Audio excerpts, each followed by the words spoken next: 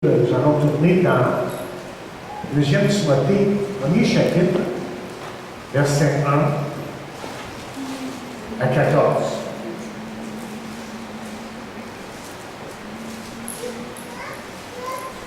Paul, apôtre de Jésus-Christ, par la volonté de Dieu, pour annoncer la promesse de la vie qui est en Jésus-Christ. Timothée, mon enfant bien-aimé, que la grâce, la miséricorde et la paix te soient données de la part de Dieu, le Père, et de Jésus-Christ, notre Seigneur. Je rends grâce à Dieu que mes ancêtres ont servi et que je sers avec une conscience pure, de ce que nuit et jour, je me souviens continuellement de toi dans mes prières, me rappelant tes larmes et désirant te voir afin d'être rempli de joie, gardant le souvenir de la foi sincère qui est en toi, qui habita d'abord dans ton aïeul Loïs et dans ta mère Eunice, et qui, j'en suis persuadée, habite aussi en toi. C'est pourquoi je t'exhorte à ranimer le don de Dieu que tu as reçu par l'imposition de mes mains, car ce n'est pas un esprit de timidité que Dieu nous a donné, mais un esprit de force, d'amour et de sagesse.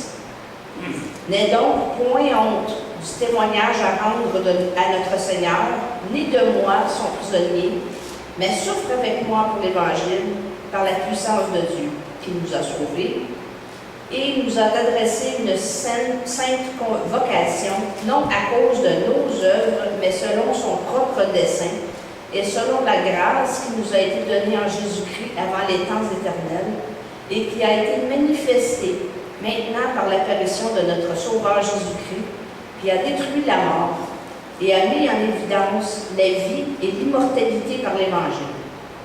C'est pour cet Évangile que j'ai été établi prédicateur et apôtre, chargé d'instruire les païens, et c'est à cause de cela que je souffre ces choses. Mais j'en ai point honte, car je sais en qui j'ai cru, et je suis persuadé qu'il a la puissance de garder mon dépôt jusqu'à ce jour-là. Retiens dans la foi et dans la charité qui est en Jésus-Christ le modèle des saintes paroles que tu as reçues de moi. Garde le bon dépôt par le Saint-Esprit qui habite en nous.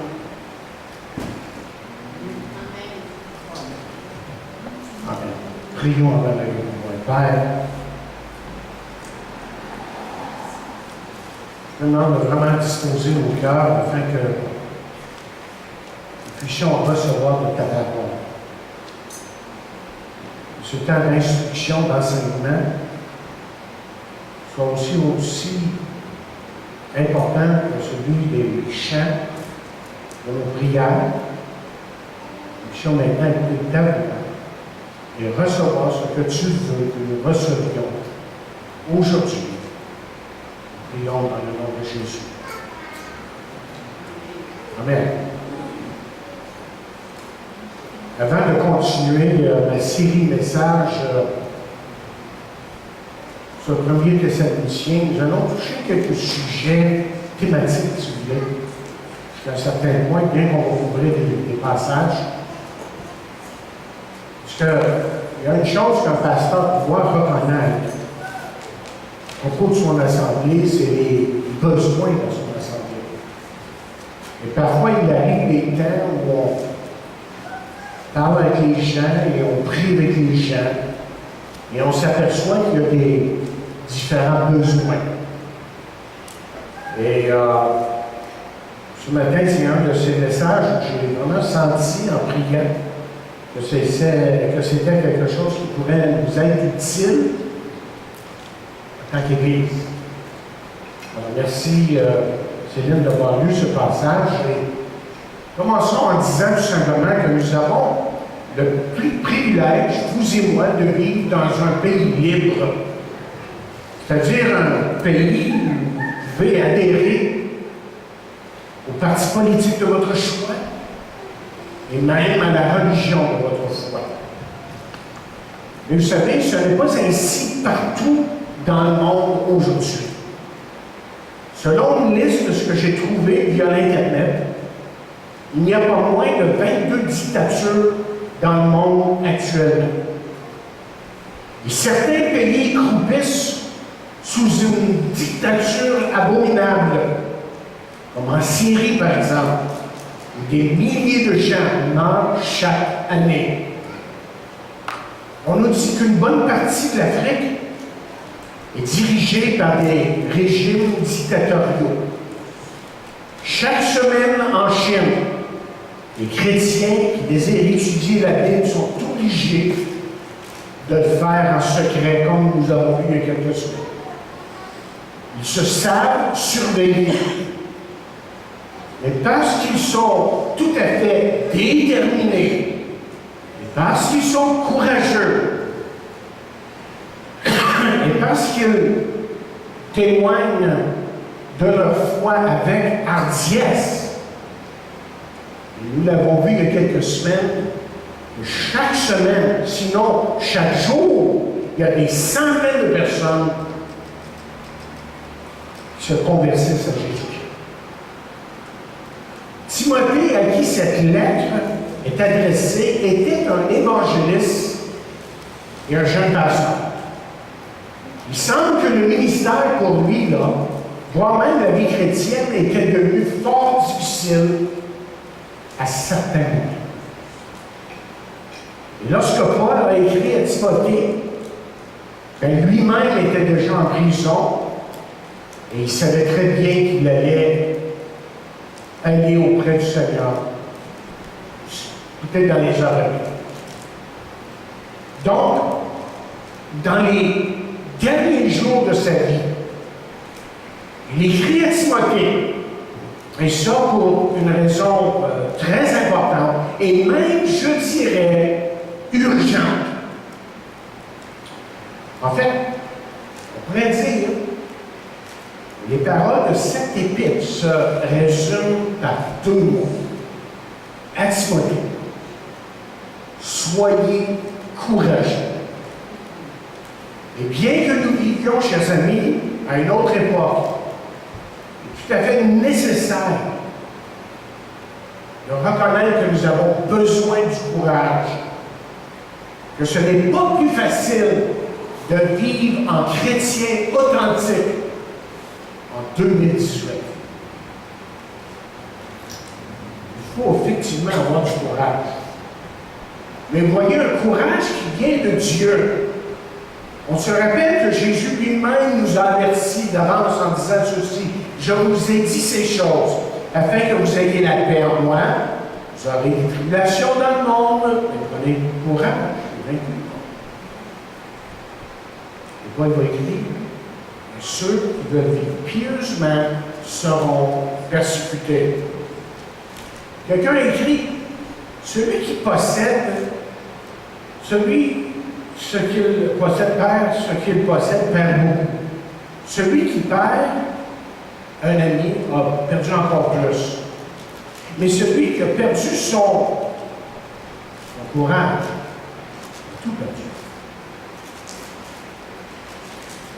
Quand on regarde dans la parole de Dieu, on s'aperçoit que le courage était un ingrédient nécessaire du temps de Noé, du temps d'Abraham, Joseph, de Daniel et maintenant Timothée. Et c'est aussi un ingrédient tellement important pour nous. Il y a une époque où il faut avoir le courage de ses convictions, de ses dire et de les vivre, c'est bien en 2018, parce que tout est tellement contraire. Écoutez, voyez, lisez, tout est tellement contraire. Et surtout si nous voulons apporter l'Évangile à un monde qui, pour la majorité aujourd'hui, vous en conviendrez, existe ou vit comme si Dieu n'existait pas, comme si Dieu était tout à fait absent. Alors, chers amis, le courage est important. La question, c'est comment l'acquérir. Comment l'acquérir, mais comment le maintenir aussi. Et je pense que c'est la question que l'apôtre Paul veut répondre pour Timothée et pour nous aujourd'hui. Donc, comprenons la pensée de Dieu ce matin pour chacun de nous. Et voyons ensemble ce que c'est un chrétien vraiment courageux. Première chose que je dirais, que je vois dans ce texte, c'est qu'un chrétien courageux trouve sa joie dans son héritage. Paul savait que Timothée avait des problèmes dans son église à Éphèse. Il a été établi là comme pasteur. Et à cause de nombreuses difficultés dans cette église, il se peut très bien qu'à certains moments, le Timothée voulait tout lâcher. Et c'est là, chers amis, que Paul lui rappelle trois choses qui sont là dans notre texte. Premièrement, il lui rappelle le jour de sa conversion à Lystre. Et s'il y a une chose dont Paul était certain, et on en a parlé en passant à travers Thessaloniciens, que Paul savait que Timothée était vraiment un chrétien authentique. Vous vous rappelez que c'est le seul qui, parmi tous les amis de Paul, que Paul appelle homme de Dieu. Le seul que j'ai trouvé. Donc, c'est un vrai chrétien. Il dit au verset 5 de notre texte, il dit, gardez le souvenir de la foi sincère qui est en toi. Et par ces paroles et celles qui suivent, c'est comme s'il faisait appel à l'honneur de Timothée, qui lui disait, Timothée, je compte sur toi, parce que je sais que ta foi et ton appel à l'œuvre de Dieu sont réels, authentiques. Comment c'est-il pour rester? N'est-ce pas une bonne façon? N'est-ce pas une bonne façon d'encourager quelqu'un? Parfois, on rencontre, on parle à des gens qui sont, comme un de mes amis disait, et toi tu vas savoir de qui je parle, sont dans le prolard. Tout à fait dans le prolard, découragé au bout.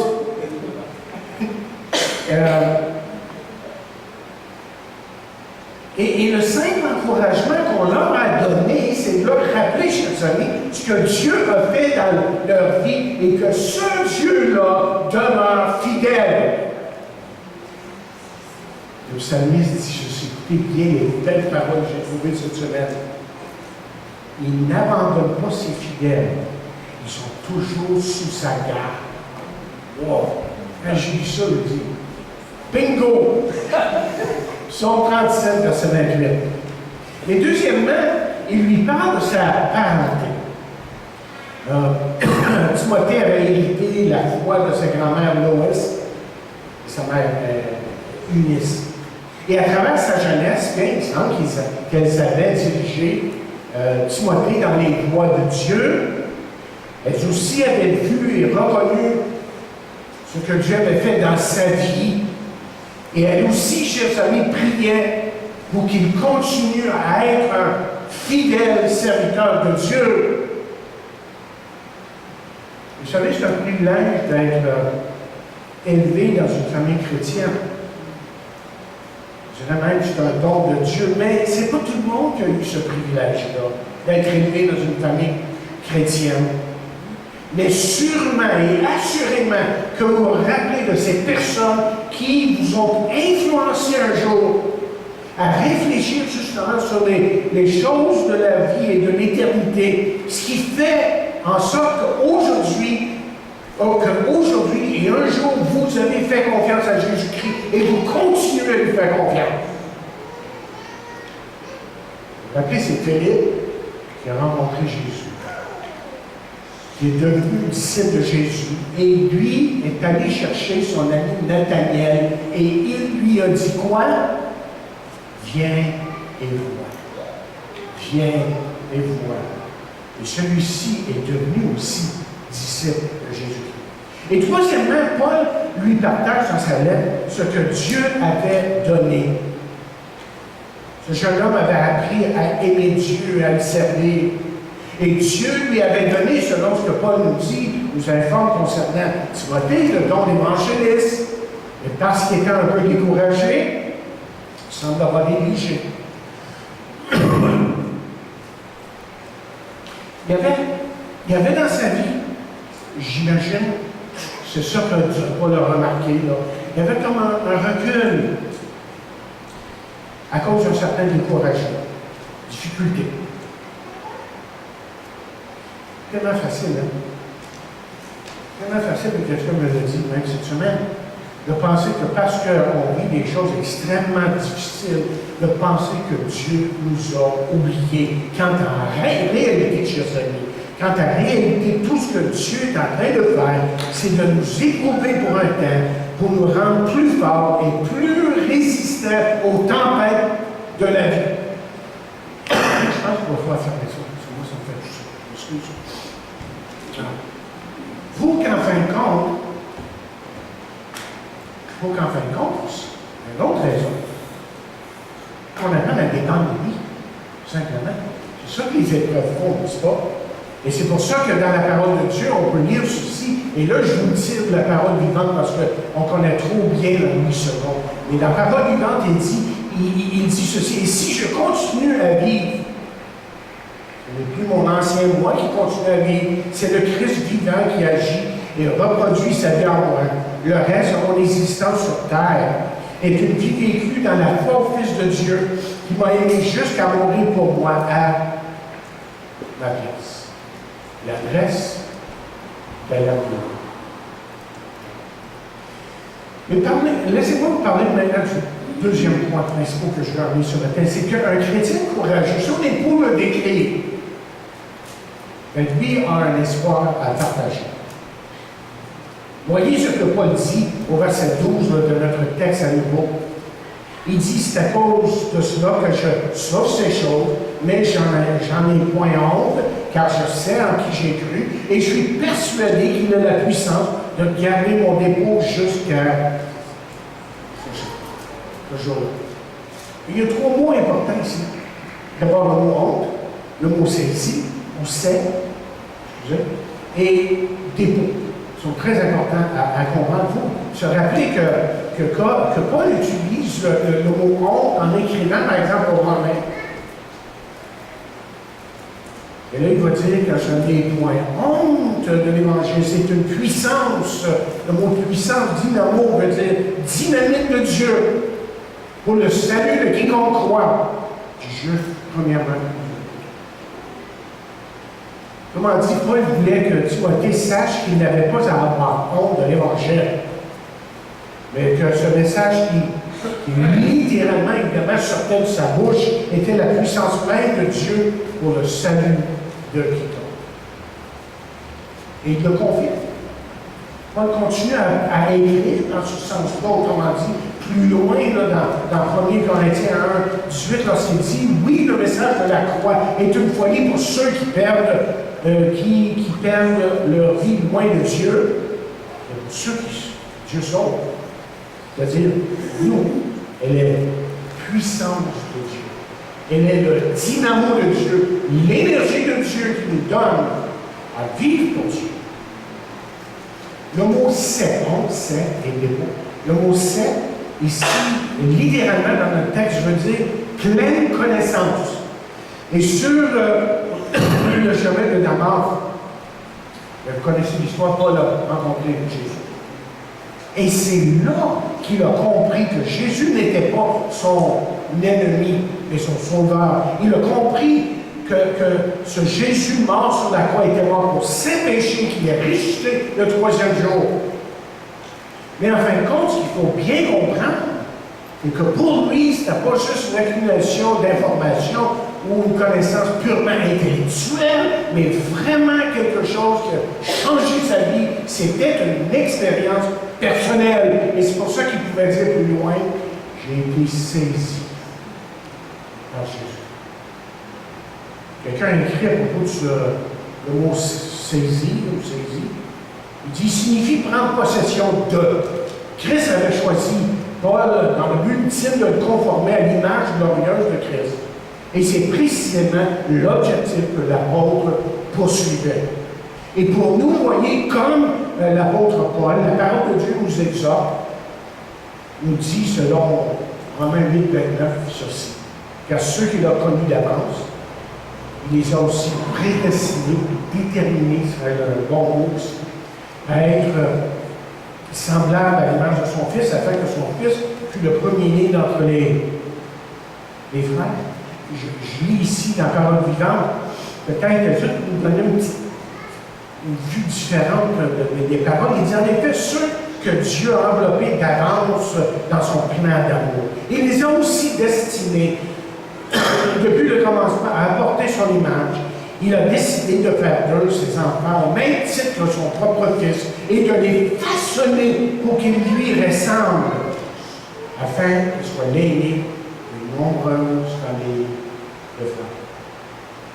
Le mot dépôt indique que sa vie, la vie de Paul, là, est complètement vouée à Jésus-Christ, à son Sauveur et Seigneur Jésus-Christ. Et qu'il n'était pas pour lui question de retourner en arrière. Le message de la croix était pour lui son seul message, et le message pour lequel il serait même prêt à mourir. Et Paul veut dire au jeune Timothée qu'il a quelque chose de certain. Il a quelque chose d'extraordinaire qui sort de sa bouche, c'est-à-dire l'espoir de pardon, la vie éternelle que donne la croix, que les hommes de son temps et que de notre temps ont tant besoin. Vous vous rappelez, la femme samaritaine a rencontré Jésus près de lui et sa vie a été complètement transformée. Je ne vais pas dans l'histoire. Mais ce que le texte nous dit, c'est qu'elle est allée vers d'autres. Et voici ce que nous disons à propos des autres qui sont venus après qu'elle s'est convertie. C'est bien ce qu'il dit. Il dit aussi, quand les Samaritains vinrent le trouver, Jésus, ils le prirent de rester auprès d'eux, et il resta 2 jours. Un beaucoup plus grand nombre crurent à cause de sa parole, et il disait à la femme, ce n'est plus à cause de ce que tu nous as dit que nous croyons, car nous l'avons entendu nous-mêmes, et nous savons qu'il est vraiment le Sauveur du monde. Ils ont découvert. Mais écoutez, chers amis, ils ont découvert qu'il n'y avait personne d'autre, il n'y avait personne de plus grand, de plus merveilleux que Jésus. Aucune philosophie humaine, aucune religion ne peut faire mieux que celui qui a dit, en vérité, je vous le dis, celui qui écoute ma parole et qui croit celui qui m'a envoyé a la vie éternelle, ne vient point dans le jugement, mais il est passé de la mort à la vie. Troisième. Comment décrire un chrétien courageux? Je dirais qu'un chrétien courageux a quelque chose à offrir. Il a quelque chose à offrir. Ça fait suite à l'idée que je viens de vous partager, mais je vais aller plus loin ici. Parce que Jésus a dit, allez faire de toutes les nations des disciples. Et je l'ai souvent dit, et je le répète, c'est un grand privilège d'emmener une personne à Jésus-Christ. Durant mon ministère, j'en ai vu plusieurs.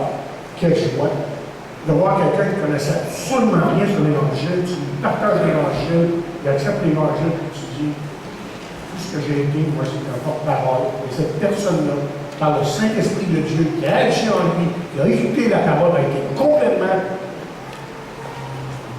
transformé. Mais autant que ça, c'est un privilège, vous voyez, c'est aussi un privilège de le diriger dans la foi. Écoutez, le conseil de Paul, que Paul donne à Timothée dans le chapitre 3, lorsqu'il dit, mais toi, mon fils, tu as été mon fidèle compagnon, tu m'as accompagné pas à pas, tu as écouté mon enseignement, tu as observé mon comportement, et tu as fait la ligne de conduite que tu as fait comme ligne de conduite dans ta vie. Tu t'es appliqué à me suivre dans mes conceptions, mes projets, ma patience, mon esprit d'amour, mon endurance. Tu as adopté mon but de vie et tu as voulu, comme moi, croire, aimer et supporter l'épreuve. Pour toi, reste fidèle à tout ce que tu as appris et expérimenté. Persévère dans tes enseignements qui t'ont été confiés, que tu as accueillis avec toi et qui sont devenus des certitudes pour toi. Tu as été convaincu de leur vérité, non seulement parce que tu connais les maîtres dont tu les tiens, mais parce que depuis ton jeune âge, les Saintes Écritures te sont familières, elles te montrent le chemin, elles peuvent te donner la vraie sagesse, celle qui conduit au salut par la foi en Jésus-Christ. Car toute Écriture a été rédigée sous l'inspiration de Dieu. C'est pourquoi il est utile pour nous d'enseigner, pour nous enseigner la vérité et nous en persuader, pour apprendre à nous connaître et pour nous convaincre de péché, pour réfuter les erreurs et rectifier nos pensées. Elle nous aide à réformer notre conduite et nous rendre capables de mener une vie juste et disciplinée, conforme à la volonté de Dieu. Ainsi, l'homme de Dieu se trouve parfaitement préparé et équipé. Il est prêt à accomplir toute bonne œuvre. Je sais, il est tiré de la parole vivante. Timothée Molière n'avait pas seulement le privilège de prêcher un message de salut, de libération, et c'est ça le salut, mais d'emmener à la maturité spirituelle les membres de son Église locale afin de les emmener dans les eaux profondes de la parole de Dieu. Et dans 1 Timothée 4, verset 11, Paul lui aura dit ceci, il dit, déclare ces choses, et enseigne-les. Déclare quoi? Paul? Bien dans le 3e chant, on lit, j'ai été fort réjoui lorsque les frères sont arrivés et ont rendu témoignage de la vérité qui est en toi, de la manière que tu marches dans la vérité. Et la vérité, c'est quoi? Mais pas en Jean, cette fois-ci, la résume comme suit, dans 2e Jean, verset 9, quand il dit « Quiconque va plus loin et ne demeure pas dans la doctrine de Christ n'a point Dieu. Celui qui demeure dans cette doctrine a le Père et le Fils. » Le tout se résume en Jésus-Christ. Qui il est et qu'est-ce qu'il a fait? Ça, c'est important. Et quand on parle à quelqu'un, vraiment, quand je parle à quelqu'un, spécialement s'il veut discuter de religion, de la Bible, moi, je veux juste savoir une chose. Qui est Jésus et qu'est-ce qu'il a fait? Si on ne s'accorde pas sur ça, on parle de rien. Et c'est ça la question principale. Et cette connaissance des choses de Dieu lui éviterait évidemment, personnellement, aux autres beaucoup de problèmes. Il éviterait beaucoup de problèmes. Toutes sortes de mauvaises choses. Ce qui m'amène au 4e point, dernier point ce matin. Un chrétien courageux peut éviter ce qui lui fera du mal. Comprenons ici là, que l'Église d'Éphèse avait connu des débuts fracassants. Quand vous lisez l'épître de Paul aux Éphésiens, vous êtes au ciel, il n'y a rien de plus. Une des plus belles épîtres à lire, c'est motivant, ça nous emmène à Dieu, ça nous donne le goût pour Dieu. Et le Paul, parce qu'il a envoyé Timothée là, c'était pourquoi? Mettre de l'ordre à l'épître. Et il semble que les choses étaient plus difficiles que prévu. Il y avait ceux qui se vouaient, par exemple, à des discussions théologiques. Ils parlaient de tout, de rien, sans comprendre grand-chose. Et c'est pour ça que Paul va dire à Timothée, rappelle ces choses en conjurant devant Dieu, qu'on évite des disputes de mots qui me servent à la ruine de ceux qui écoutent, et force-toi de te présenter devant Dieu comme un homme éprouvé, un ouvrier qui n'a point à rougir, qui dispense droitement la parole de la vérité. Et la tâche de Timothée ne serait pas facile, mais absolument nécessaire. Celle, autrement dit, de dispenser la parole de Dieu droitement, ou si vous voulez, avec précision et exactitude. Il y avait aussi, dans cette Église, semble-t-il, des chrétiens qui s'étaient relâchés moralement au point que ces gens n'avaient plus une bonne conscience. Donc, la recommandation de Paul aux gens de Timothée serait ce qu'il écrit au chapitre 2, verset 22. Il dit pourquoi fuis les passions de la jeunesse, détourne-toi des désirs des convoitises auxquels sacrifient les autres gens, que ton but soit de mener bien-être, rempli de foi, d'amour et de paix. Recherche l'harmonie et la concorde avec tous ceux qui invoquent le Seigneur avec un peu. Évidemment, Inévitablement, parce que Timothée était un serviteur de Dieu, et un jeune serviteur de Dieu. Et il se devait d'être un modèle pour tous ceux qui étaient autour de lui. Et là, Paul va dire que personne ne méprise ta jeunesse, mais sois un modèle, et fidèle à la parole, conduite en charité et en foi et en piété. En fait, il y avait deux choses, si on pouvait résumer tout Timothée, premier et deuxième, deux choses que Timothée devait éviter. Chose qui était la tendance de ce temps-là. Chose qui était devenue une habitude par les gens. Chose qui, hier, était mal, mais aujourd'hui, semblait bien. Et on est là aujourd'hui. Et ça touche même l'Église. Maintenant, on fait des choses, on va c'est comme dire, littéralement, on se fait dire ça. On n'a pas le droit de ramener les gens à la droiture de la parole de Dieu, parce que tout le monde le fait, donc on fait le nôtre. Et c'est là qu'on va dans Timothée, je n'ai pas le temps de tout vous lire le texte, mais dans deuxième Timothée 3, vous le connaissez bien, au verset 1 à 5, il dit, sache que dans les derniers jours, il y aura des temps difficiles, les hommes seront égoïstes, amis de l'argent, fanfarons, hautains, blasphémateurs. Le verset 4, traite, emportés, enflés d'orgueil, aimant le plaisir plus que Dieu, ayant l'apparence de la piété. On vient à l'église le dimanche, on vit beaucoup le diable à l'extérieur toute la semaine. Donc ça ne marche plus, ça. Ça ne marche pas, ça, avec Dieu. Éloigne-toi de ces œuvres. Et là, si vous allez plus loin, dans le chapitre 4, au verset 10 du 2e Timothée, vous lisez, car Démas m'a abandonné. Vous voyez, si on va vers les choses du monde, automatiquement, c'est éloigné de Dieu.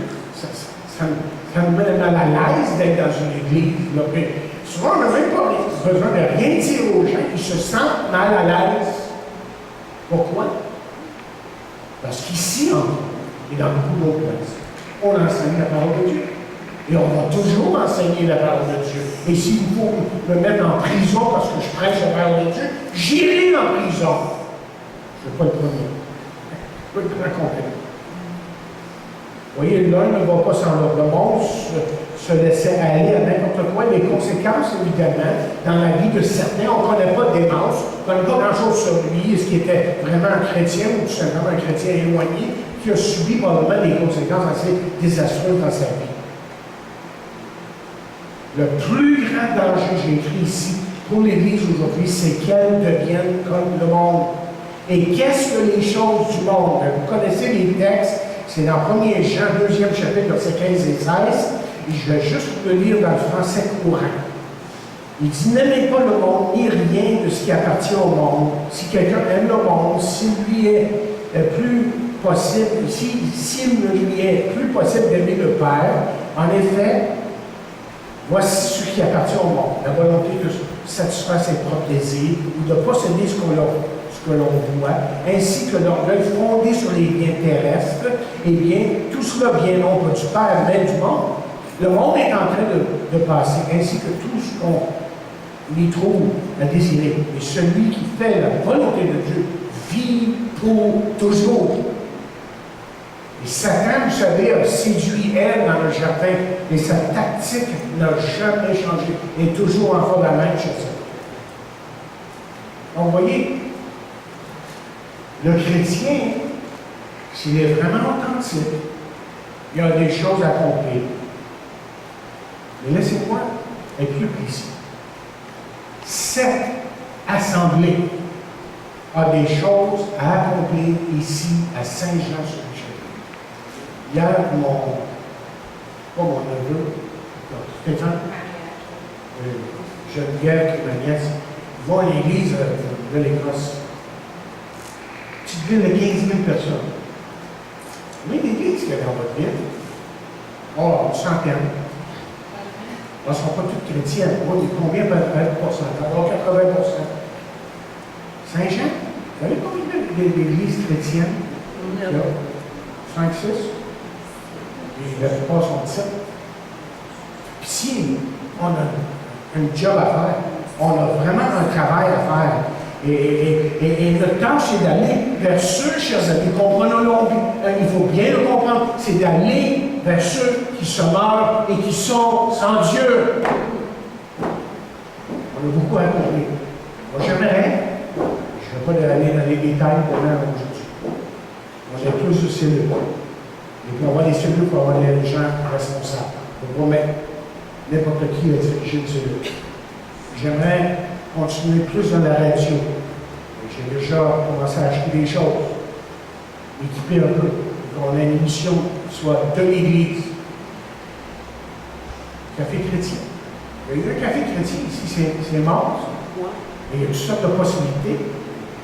Friperie, il y a toutes sortes de services. Autrement dit, ce qu'on doit faire, nous, là, en tant qu'Église, c'est de s'ouvrir sur le monde, ne pas se renfermer sur le monde.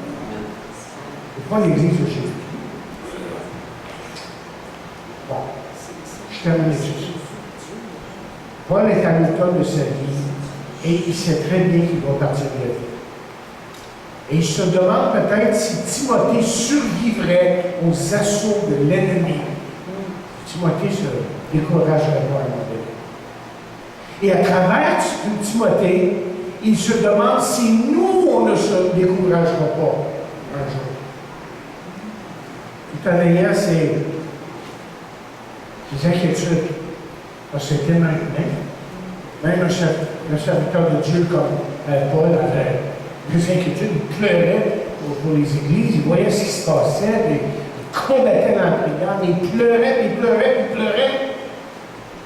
Et là, il dit, c'est la part, moi, je sens déjà des libérations, le moment de mon départ approche, j'ai combattu le bon combat, j'ai achevé la course, j'ai gardé la foi, désormais la couronne de justice m'est réservée. Le Seigneur, le juge, me la donnera dans ce jour-là, et non seulement à moi, mais encore à tous ceux qui auront aimé son avènement. Vous voyez, un chrétien courageux, un ciel qui l'attend, et Paul, lui, n'en doutait pas pour un instant. Je pense que si Paul serait parmi nous ce matin, son message serait: les frères et sœurs, soyez courageux. Soyez courageux. Je vais terminer comme ceci, en posant la question suivante. Quel est le plus grand courage? Vous savez, on nous demande d'être courageux dans bien des domaines.